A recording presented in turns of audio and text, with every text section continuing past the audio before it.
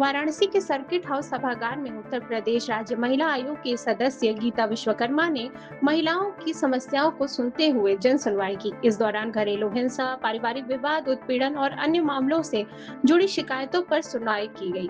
जन सुनवाई के दौरान कुल 20 मामलों का निस्तारण किया गया, जबकि अन्य प्रकरणों में संबंधित अधिकारियों को आवश्यक कार्रवाई के निर्देश दिए गए। महिला आयोग के सदस्य ने कहा कि महिलाओं को त्वरित न्याय दिलाना सरकार की प्राथमिकता है और उनकी समस्याओं का समाधान सुनिश्चित किया जाएगा। वहीं चौबेपुर थाना क्षेत्र की एक महिला अपने पति की हत्या के मामले में न्याय की गुहार लेकर पहुंची। महिला ने आयोग के समक्ष अपनी बात रखते हुए दोषियों के खिलाफ सख्त कार्रवाई की मांग की। इस पर गीता विश्वकर्मा ने संबंधित अधिकारियों को इस मामले की निष्पक्ष जांच कर आवश्यक कार्रवाई करने के निर्देश दिए। अभी हमारे समक्ष आया है जो भी 16 मई को एक डेथ हो गई, जिसमें उनको पता ही नहीं था कि उनके हस्बैंड की डेथ हो गई। और अपने हस्बैंड की टैटू से पेपर में जब निकलवाया गया तो अपने हस्बैंड की टैटू से उन्होंने पहचाना कि मेरे हस्बैंड की डेथ हो गई है।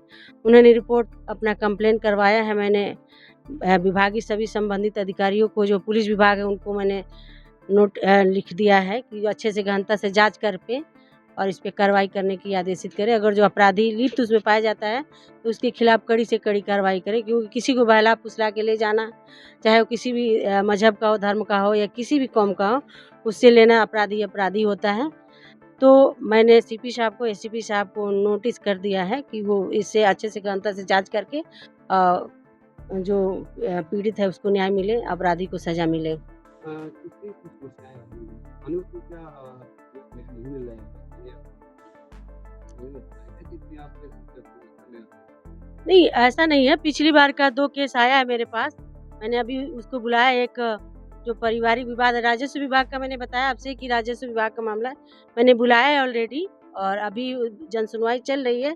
आगे बुलाते हैं, देखते हैं उसमें क्या हो सकता है। जैसा भी होगा, ये एक तरफ़ा कोई कार्रवाई नहीं होती है यहाँ पे। जब तक हम दोनों पक्ष की सुन नहीं लेते हैं, तो उसमें हम किसी भी एक पक्ष के सुन के किसी भी कार्रवाई के लिए आदेशित नहीं करते हैं।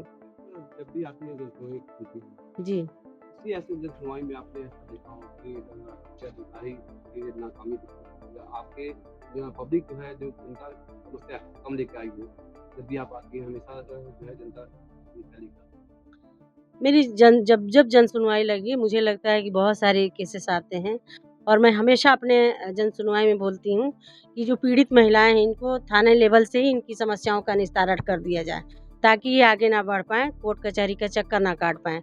मामला बहुत क्रिटिकल रहे तो ऑलरेडी शासन प्रशासन संज्ञान में लेके हाई लेवल का जो मामला रहता है, लेकिन छोटी-छोटी समस्याओं में अगर जो महिलाओं को कोर्ट कचहरी का चक्कर काटना पड़े, तो ये अपने आप में थोड़ा-सा गंभीर विषय है।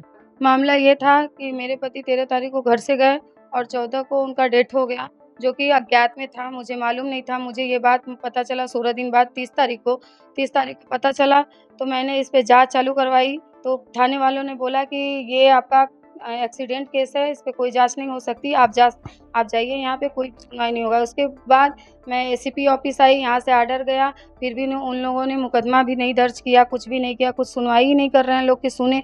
4-4 लड़की, 1 लड़का लेके मैं कहाँ जाऊँ, क्या करूँ? पहले तो उन लोग के पास अज्ञात का मैंने गुमशुदी डाला था, लेकिन उन लोग ने हमको ये भी नहीं बताया कि आपके पति का शायद वहाँ पे एक्सीडेंट हुआ है, जला दिए, सब कुछ किए, लेकिन थाने वाले ने ये सब सूचना हमको दी नहीं। आपने जो है अपने पति के गुमशुदगी का जो है जो एप्लीकेशन दिया था, हाँ। उसमें गुमशुदगी का दर्ज हुआ था? जी, दर्ज हुआ था। तो फिर 14 में दर्ज हुआ? जी, दर्ज हुआ था। उसके बाद आपके पति का जो है डेड बॉडी कब मिली है, कैसे आपको सूचना मिली? मुझे सूचना खुद से मिली। मेरा भाई पूना था, मैंने उसको बुलाया, मैं बोली तू आ जा, जीजा नहीं मिल रहे हैं। तो वो बोला कि दीदी मैं 15-20 दिन बाद आऊँगा, तब तक तुम 13 तारीख से लेके 30 तारीख तक का न्यूज़पेपर मँगवा लो। उसमें देखो कि कोई घटना-वटना नहीं न हुआ है, कि जीजा का पता नहीं चल रहा है, कॉल नहीं आ रहा है। जब मैंने पेपर मँगाया तो उस पेपर में बस छोटे हेडिंग में छपा हुआ था कि फलाना-फलाना व्यक्ति, इसके हाथ पे ओम का टैटू बना हुआ है, ये रेलवे ट्रैक के सामने मिला था। 14 तारीख की घटना है, जो कि 15 तारीख में छपा हुआ था। मैंने इस सूचना को चौबेपुर थाने पे फ़ोन किया, मैंने बताया कि सर ऐसी-ऐसी बात है, आप थोड़ा पता करिए कि सारनाथ थाना अंतर्गत कोई एक्सीडेंट केस आया है क्या? तो उन लोग ने उस टाइम पे भी, जो कि मैं उस टाइम गंभीर हालत में थी, उस टाइम पे भी उन लोग ने बोल रहे हैं थाना वाले, ये क्या नाम, अनुराग तिवारी, कि कि आप जाइए खुद, कितना दूर है ये है, आप जाके पता कर लीजिए। तो मैं बोली सर मेरे पास शक्ति नहीं है वहाँ पे जाने का कि मेरे पति का मर्डर हो गया, मैं जाऊँ वहाँ देखने के लिए। आप पता करके मुझे बताइए, मैं अपने परिवार को भेजती हूँ। तो उन्होंने बोला कि ठीक है 5 मिनट रुको, मैं पता करके बताता हूँ। 5 मिनट बाद उन्होंने कॉल किया, तो एक केस गया था कटा हुआ लड़के का, भेजे थे जो कि मेरे पति नहीं थे। मैंने मैंने जब मैं बोली कि नहीं सर ये मेरे पति नहीं है, तो फिर 5 मिनट बाद तुरंत मेरे को कॉल करके अब मेरे पति का फ़ोटो भेज दे रहे हैं, बोल रहे हैं कि ये देखिए, तो मैं बोली कि ये मेरे पति हैं। तो फिर उसके बाद मैंने उनसे पूछा कि मेरे पति की बॉडी कहाँ है? तो उन लोगों ने बोले कि 72 घंटा वेट करके हम लोग जला चुके हैं, आपकी बॉडी यहाँ पे नहीं है। तो जब डेड बॉडी थी आपको जो है पोस्टमार्टम हुआ या कुछ ऐसा कुछ जी, आपको पोस्टमार्टम हुआ है, बट उसमें बस सिर का इंजरी दिखा रहे हैं कि उसी की वजह से उनकी मौत हुई है। अब बाकी तो उन्हीं लोग जाने। तो मुकदमा कुछ दर्ज हुआ है आपका? नहीं, मर्डर का मुकदमा नहीं दर्ज हुआ है, जो कि हम लोग के पास बहुत सबूत है उसके खिलाफ, फिर भी इन लोग मुकदमा नहीं दर्ज कर रहे हैं। कुछ देर शक था कि इनकी आपके पति की कोई हत्या हुई है। जी, शक नहीं है, यकीन है, मेरे पास सबूत है कि उसके बाद आपका हाँ, एफआईआर दर्ज नहीं है, आपके पति को जो है इसमें घोषित किया न गया। हाँ, जी, पोस्टमार्टम में आपके पति को जो है सर इंजरी हाँ, बस उसकी वजह से मौत हुई, जो कि पोस्टमार्टम में और अन्य 8 घाव दिखाई दे रहे हैं। हाथ टूटने का, पैर टूटने का, ये सभी पोस्टमार्टम में दिखाई दे रहा है। जो है किसी को शक करके आपको नामजद जो है आप एफआईआर डाल रही हूँ, फिर भी मुकदमा दर्ज नहीं हो रहा है। दर्ज नहीं। नहीं। आज आप महिला आयोग में आई थी, क्या आश्वासन मिला? क्या आश्वासन मिला, मैडम ने कहा कि आपको हर तरीके की मदद मिलेगी, पहली चीज़, और दूसरी चीज़ ये कि ये जाँच हम लोग फिर से लागू करवा रहे हैं, फिर से चालू होगा और आपके पति का मर्डर का जाँच चालू होगा।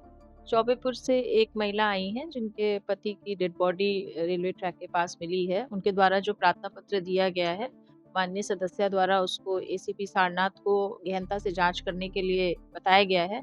उस प्रकरण में जो भी फैक्ट्स होंगे उसकी पुलिस के द्वारा गहनता से जांच की जाएगी और जो भी दोषी होंगे उनके खिलाफ साक्ष्यों के आधार पे कार्रवाई सुनिश्चित कराई जाएगी।